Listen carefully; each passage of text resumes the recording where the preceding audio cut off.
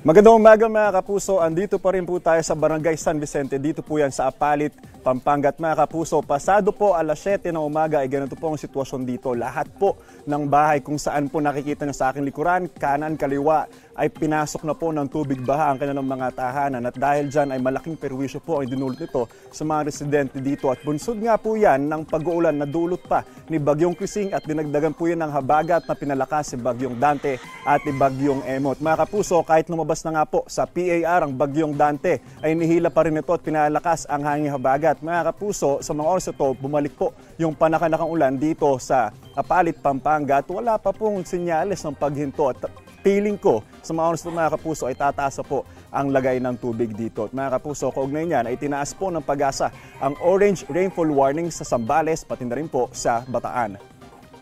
Ibig sabihin niya mga kapuso, mataas po ang banta ng pagbaha sa mga nasabing lugar sa gitna ng malalakas na ulan. Ayon po yan sa Pag-asa.